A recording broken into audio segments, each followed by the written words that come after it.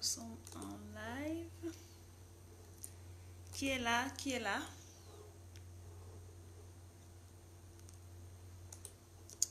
Qui est là? Qui est là? J'espère que vous allez bien et que tout se passe bien de votre côté.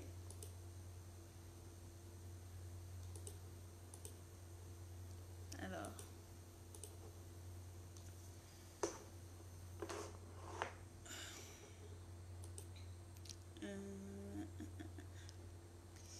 donnez-moi quelques secondes. Qui est là? Qui est là? Je vais prendre le temps d'inviter quelques personnes. Mais avant, aujourd'hui, on va parler de leadership. Et désormais, on va travailler chaque mardi, on va travailler sur le leadership. On aura une formation sur le leadership. Et chaque samedi, on aura une formation sur le développement personnel. Je crois que ça fait 2 lives par semaine et on va travailler de cette façon-là parce que, bon, voilà, beaucoup de personnes me demandent d'assises, on veut les lives, on veut plus de sujets et tout. Et je crois que c'est important parce qu'avec le temps qui est passé, j'ai appris beaucoup de choses, j'ai fait beaucoup de choses entre-temps que j'aimerais bien partager avec vous. C'est pour cela que j'ai multiplié par 2 les séances de live. Donc, on va travailler comme ça. J'ai le temps que les personnes se connectent. On va un peu chanter. Alors, qu'est-ce que vous faites?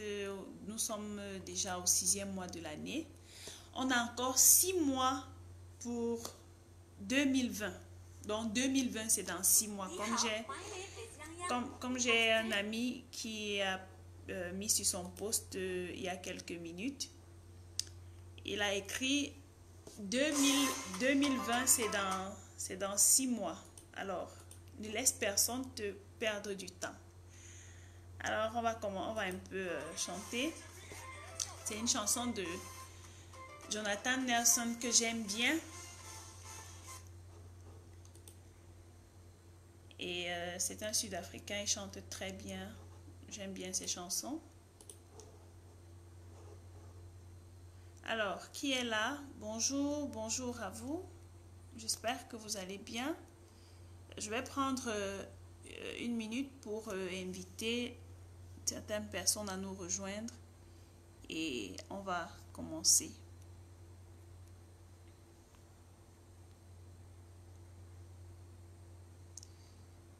Donnez-moi quelques secondes et puis on va commencer.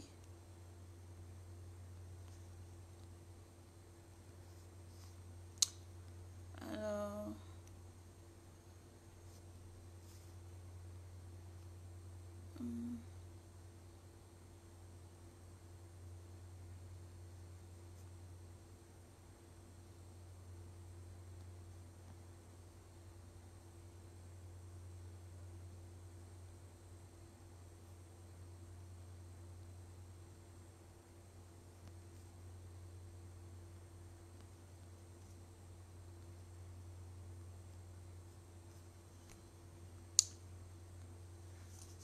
hello, hello. Qui est là? Qui s'est connecté? Bonjour à vous, bonjour. J'espère que vous allez bien et que tout se passe bien de votre côté. J'espère qu'il y a la forme. Alors, aujourd'hui, on va parler de leadership, comme je disais tout à l'heure. Désormais, chaque mardi, on va parler de leadership. On aura une formation sur le leadership. Et les samedis, on aura une formation sur le développement personnel. Alors, aujourd'hui, on parle de la loi de la valeur et du service. Pourquoi je parle de la loi de la valeur? Parce que c'est très important, surtout pour des personnes qui ont une entreprise, surtout pour des personnes qui sont des patrons quelque part, qui dirigent une équipe. Si tu as une équipe sous ton leadership, si tu as une organisation si tu es patron quelque part, tu dois suivre cette vidéo, tu dois suivre cette formation parce que c'est très, très important. Comme je dis toujours, l'univers est gouverné par des lois. Tu respectes ces lois, tu jouis des conséquences et des faveurs et tout et tout. Si tu brises ces lois, tu es fauché en fait. Et lorsque tu comprends ça, tu développes un certain charisme au niveau de ton leadership, tu développes une certaine capacité à vraiment diriger. Et je parle de la loi de la valeur et du service parce que j'ai constaté que les personnes qui dirigent, des personnes qui sont à la tête d'une organisation, des personnes qui ont des personnes sous leur leadership, sont généralement des personnes dont on a toujours peur, des personnes qui frustrent les autres, des personnes qui se croient toujours comme des dieux, des personnes pour qui on doit toujours travailler, des personnes qui se croient, genre on doit toujours les lécher les pieds et tout ça. Moi, je viens bouleverser les codes du leadership aujourd'hui parce que un leader doit comprendre que tu dois être celui-là qui sert les autres. Le leader doit être au service des autres. Le leader donne de la valeur aux autres et le leader ajoute de la valeur aux autres. Si tu es un leader, tu dois comprendre que la clé du vrai leadership, ce n'est pas de réussir toi-même en tant que leader, mais c'est de pouvoir faire avancer les autres qui sont sous ton leadership. Et ça se fait à travers le service. Si tu n'es pas capable de servir les autres, si tu n'es pas capable de donner de la valeur aux autres, ça veut dire que tu vas échouer au niveau de ton leadership. Est-ce que je peux me répéter? Tu vas échouer au niveau de ton leadership. Lorsque tu es un leader, tu dois te poser des bonnes questions. Et la première question que tu dois te poser, c'est de savoir qu'est-ce que je fais pour les personnes qui sont sous mon leadership? Alors, ta question doit être vraiment positive. Si ta question est négative, tu dois te remettre en question. Tu dois te remettre en question. Et si tu te mets en question, tu dois te comprendre que si ta question est négative, tu dois comprendre que ton leadership se base sur l'utilisation. Je me répète, si ta question est négative, ça veut dire quoi? Si tu réponds dans le sens que tu n'apportes rien aux personnes qui sont sous ton leadership, ça veut dire que tu es dans l'utilisation. Ça veut dire que ton leadership, ta position de leader te permet juste d'utiliser les autres qui sont sous ton leadership.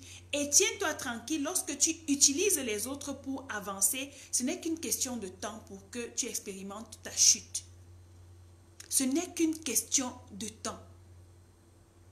Être un leader, tu dois savoir, ça demande beaucoup de courage. Ça demande de s'armer de volonté, d'être capable de sortir de sa zone de confort, d'agir en dehors du cadre. Parce que ce n'est vraiment pas facile. Ce n'est pas facile. Pour servir les autres, il faut être armé de courage et de volonté. J'ai lu une histoire... Lorsque Albert Einstein recevait le prix Nobel de la physique en 1921, il a dit ceci: uniquement une vie basée sur le service mérite d'être vécue. Donc, que tu sois leader, que tu sois, je ne sais pas, enseignant, que tu sois, parce qu'un enseignant c'est un leader, quel que soit le poste que tu occupes, un poste de responsabilité, tu dois adopter l'attitude de service. Si tu n'as pas une attitude de service, ça veut dire que ton leadership ne mérite pas sa place. Alors, je vais vous donner ici quelques exemples des personnes qui ont utilisé leur leadership pour servir les autres. Il y a la première personne, on parle de Martin Luther King. Martin Luther King, qu'est-ce qu'il a fait? Il a marché pendant longtemps pour que les personnes qui étaient sous son leadership obtiennent leurs droits civils. Quelqu'un comme Mère Teresa.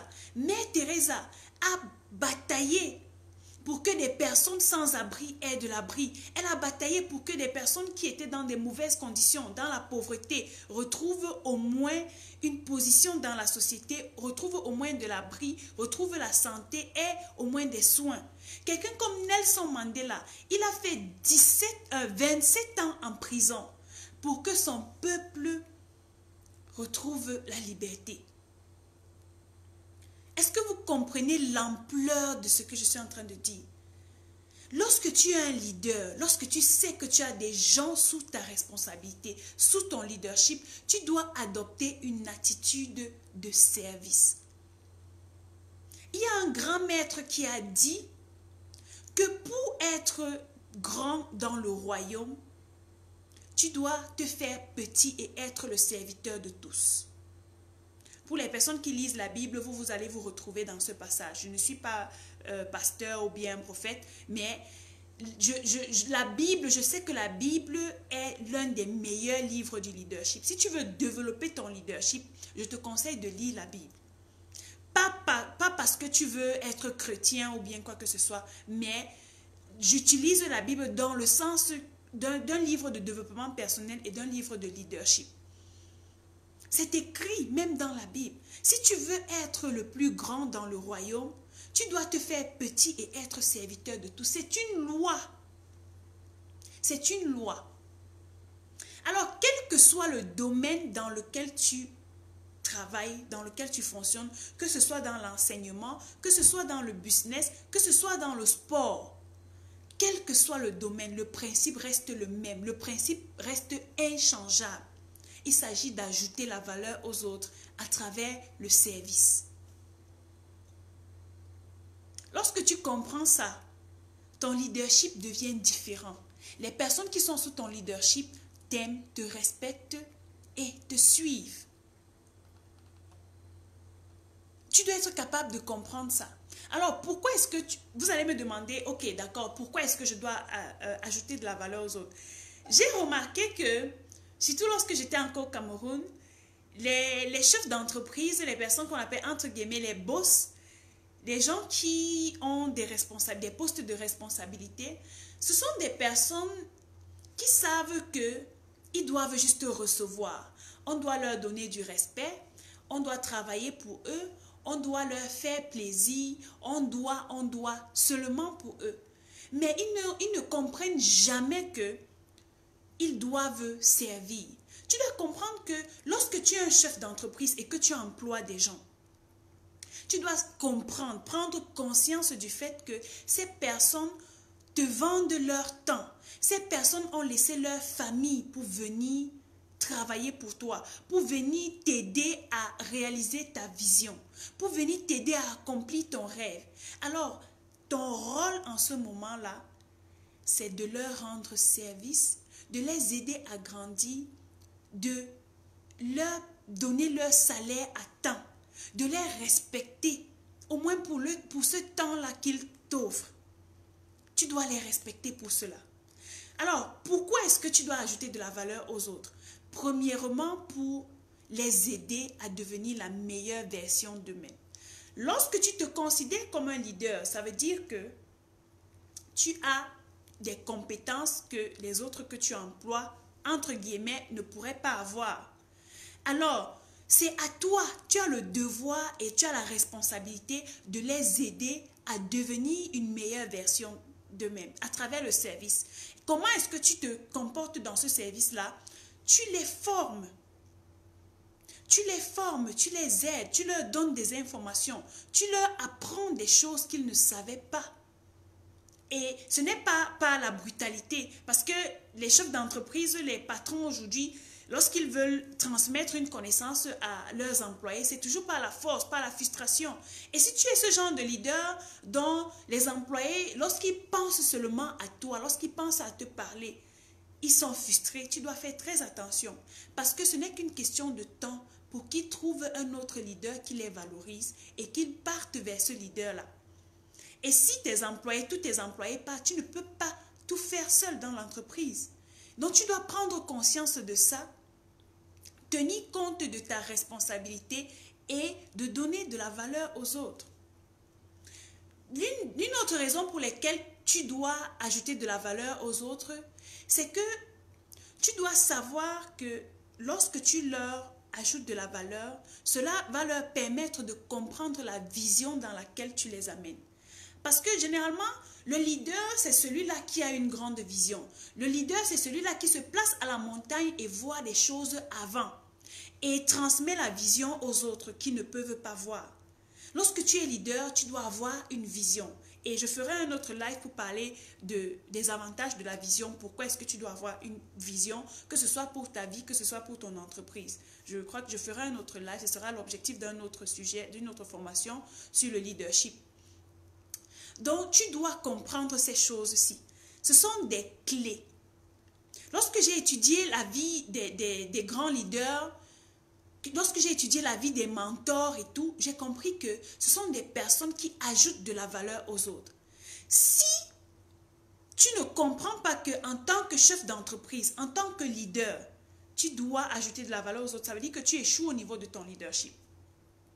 Alors, quand est-ce que tu dois ajouter de la valeur aux autres? Parce que il faut faire la nuance à ce niveau. Pourquoi est-ce que je dois ajouter de la valeur aux autres et quand est-ce que je dois ajouter de la valeur aux autres? Tu ajoutes de la valeur aux autres lorsque tu les valorises. Valoriser les autres, c'est être ouvert à eux. C'est te rendre vulnérable devant eux. Ce n'est pas pour dire qu'en tant que leader, en te rendant vulnérable, tu laisses les autres te piétiner. Non, très loin de là. C'est pas ça, c'est pas de ça qu'il s'agit. Tu te rends vulnérable, tu leur fais part de ce que tu traverses. Tu es ouvert, tu prends soin d'eux, tu leur fais confiance. C'est ça, valoriser les personnes qui sont sous ton leadership. Et tenez-vous tranquille, lorsque tu te présentes de cette façon-là, devant les personnes qui sont sous ton leadership, comme j'ai dit tout à l'heure, ils t'aiment, ils t'apprécient, ils te font confiance et ils te suivent. C'est 4 points. Une autre chose que tu dois faire, c'est que tu ajoutes de la valeur lorsque tu es capable de t'ajouter de la valeur à toi-même. On dit souvent en Afrique que la plus belle femme ne peut donner que ce qu'elle a. Si tu n'es pas capable de t'ajouter de la valeur à toi-même, ça veut dire quoi? Je m'explique. Tu t'ajoutes de la valeur à travers des formations que tu prends, à travers des livres que tu lis, à travers des enseignements que tu suis. Tu t'ajoutes de la valeur. Si tu ne t'ajoutes pas de la valeur, tu n'auras rien à transmettre aux personnes qui sont sous ton leadership. Tu ne pourras pas. Et lorsque tu ne peux pas transmettre quelque chose aux personnes qui sont sous ton leadership, tu perds ta position de leader. Tu perds ta position de leader. Une autre chose, c'est que lorsque, en fait, tu donnes de la valeur aux autres, tu sers les autres lorsque tu connais leurs valeurs, lorsque tu connais ce qu'ils valorisent. Et comment est-ce que tu fais pour connaître les valeurs des personnes qui sont sous ton leadership? C'est en prenant le temps de les écouter. Beaucoup de leaders aujourd'hui n'écoutent pas. Ils parlent seulement, ils donnent des ordres, ils commandent et ils ne font que commander. Le leader n'est pas celui-là qui donne uniquement des ordres. Le leader, c'est celui-là qui prend le temps d'écouter les personnes qui sont sous son leadership. Lorsque tu ne prends pas le temps d'écouter les personnes qui sont sous ton leadership, tu vas rater beaucoup de choses. Tu ne sauras pas leurs besoins. Tu ne sauras pas comment est-ce que tu peux te prendre avec eux. Tu ne sauras même pas comment faire pour leur transmettre ta vision. Parce que tu ne sais pas ce qu'ils pensent. Tu ne sais pas comment est-ce qu'ils se comportent face aux situations. Tu ne connais pas leur psychologie en fait. Donc, en tant que leader, tu dois prendre le temps d'écouter les personnes qui sont sous ton leadership. Et beaucoup de chefs d'entreprise aujourd'hui brisent cette loi de leadership-là et se retrouvent en train de soit tomber en faillite, soit en train de perdre leurs employés parce que tu ne prends pas le temps d'écouter. Tu ne prends pas le temps d'écouter. Alors, Tu dois avoir en tant que leader l'attitude de service. Et cette attitude de service-là doit précéder chacune de tes actions, voire même toutes tes actions. Cette attitude de service. Être capable de servir les autres. Être capable de les aider. Cette attitude-là doit précéder chacune de tes actions. Dans ton entreprise, dans ton organisation, dans ton équipe, dans ta famille même. Et comme je dis toujours aux femmes, vous êtes des leaders. Que ce soit dans votre foyer, que ce soit parmi vos amis, tu dois être considéré comme un leader. Et tout, c'est dans ta tête. Tout se joue dans ta tête. Si déjà, dans ta pensée, dans ton esprit, dans ta tête, tu ne te vois pas comme un leader, tu ne peux pas exercer ton leadership. Tu dois être déjà capable d'accepter que tu es leader. Et lorsque tu acceptes déjà en toi-même que tu es leader, tu peux maintenant exercer ton leadership et de façon consciente. Je pèse mes mots, je dis bien de façon consciente. Parce que la prise de conscience, c'est le début du changement. Lorsque tu prends déjà conscience de quelque chose, tu es capable de changer. Donc, c'est cette attitude de leader-là que vraiment j'aimerais développer avec les personnes qui me suivent autour de moi, dans ma famille. J'essaie au mieux, chaque jour, d'exercer au moins d'adopter une attitude de leadership pour pouvoir impacter les gens qui sont autour de moi. Et j'aimerais que vous fassiez la même chose de votre côté. Le plus important n'est pas de venir suivre les lives comme ça et puis de dire, bon voilà, elle donne des bons conseils, merci d'assise. Non, le plus important, le cri de mon cœur, c'est que lorsque vous écoutez une information comme celle-ci, vous puissiez la mettre en pratique.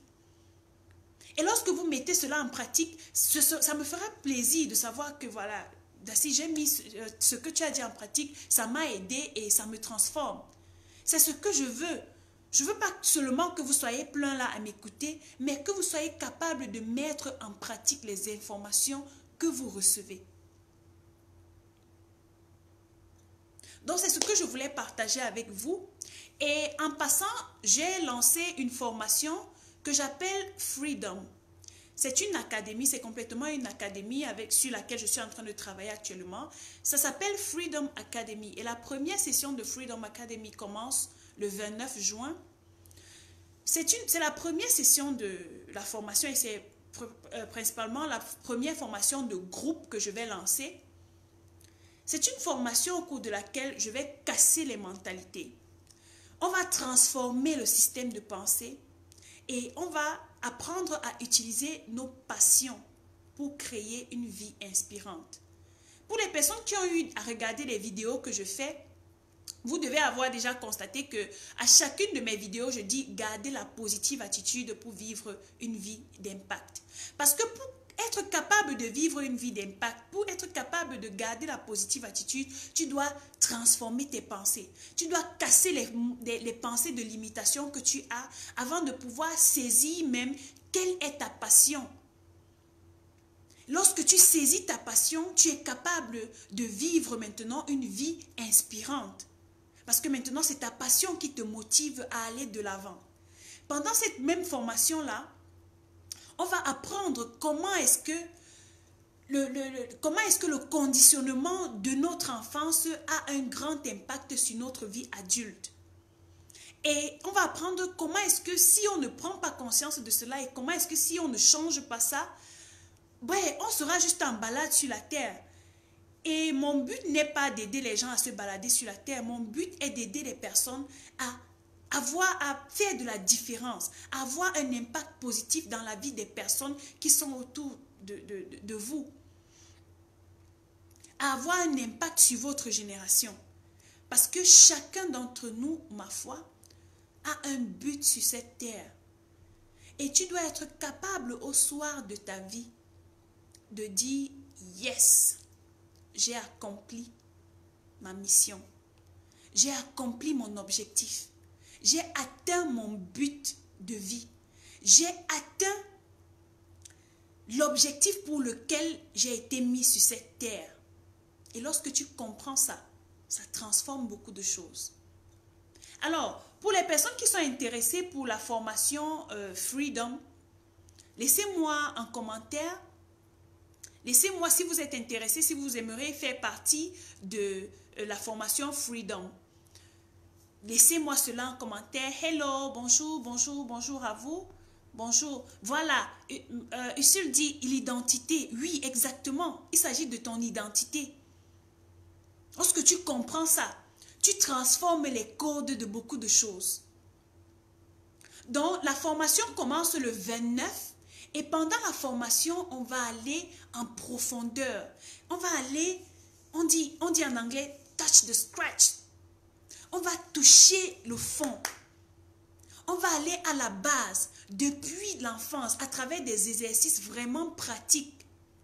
On va aller de l'enfance jusqu'à votre âge actuel et travailler tout ce qui a été vraiment, tout ce qui a inhibé vos passions, tout ce qui a inhibé vos intérêts, tout ce qui a inhibé votre potentiel et faire ressortir ça pour vous permettre de vivre une vie inspirante. Donc, c'est ce que je voulais partager avec vous. C'était le cri de mon cœur aujourd'hui. J'ai dit, bon voilà, désormais, comme j'ai dit dès le début, chaque mardi, on va parler de leadership et chaque samedi, on va parler du développement personnel. On aura des formations comme ça le mardi pour le leadership et le samedi pour le développement personnel. Et on va travailler comme ça parce que mon but, le cri de mon cœur, c'est d'impacter ma génération en fait. Je veux que des personnes soient transformées, comme on dit, transformées par le renouvellement de leurs pensées. Parce que quand tu changes tes pensées, tu changes ta vie. Il y a un livre, il y a un auteur qui a écrit, le titre de son livre c'est Change your mind, change your life. Donc si tu es capable de transformer tes pensées, de changer tes pensées, tu changes ta vie en même temps. Donc je vous recommande vraiment cette formation. On va passer un mois intense de transformation et ma foi, à la fin de cette formation, beaucoup de choses, beaucoup de personnes seront transformées, beaucoup de personnes, on aura des résultats et désormais, les personnes qui vont assister à la formation sauront maintenant sur quel pied danser pour pouvoir vivre une vie inspirante. Donc, je vous remercie. Si vous avez des questions, je vous prie de me les laisser en commentaire. Bonsoir Marie-Thérèse Gomez. Bonsoir, merci d'être là. Bonsoir à toutes les personnes qui se connectent, qui sont avec nous. Merci de m'avoir écouté. Et comme j'ai dit, le plus important n'est pas seulement d'écouter, mais c'est de mettre en action, quoi. Merci Corinne d'avoir été en live avec moi. Merci La Lune. Merci Abla Dorcas. Sonia Nathalie, merci. Priska Fed Go, merci. Ursule, Sekina, Rich et Anaël et toutes les personnes. Merci Christelle, merci d'être là. Je vous aime très fort et je vous souhaite tout le meilleur du monde. On se verra samedi pour une formation de développement personnel. Et d'ici là, comme d'habitude, gardez la positive attitude, comme je dis toujours, et je ne cesserai jamais de le dire. Gardez toujours la positive attitude pour vivre la vie qui vous inspire. Donc, Sorel dit, très pertinent, je suis intéressée pour la formation. Ok, Sorel, merci pour l'intérêt que tu portes pour la formation. Je te prie de m'écrire en inbox et on va parler. On va prendre le temps d'entrer dans beaucoup de détails parce qu'il faudrait que je comprenne pourquoi est-ce que tu veux faire la formation. Je ne suis pas là pour chercher l'argent. Je veux comprendre la raison pour laquelle tu veux faire la formation et la psychologie dans laquelle tu veux entrer dans la formation avant de faire la formation. Donc, c'est ça le plus important pour moi. D'ici là, comme d'habitude, portez-vous bien, soyez positifs, travaillez à vraiment développer la meilleure version de vous-même et à impacter votre génération. Donc, on va se prendre à samedi. Je vous dis, portez-vous bien et gros bisous à vous. Bye bye.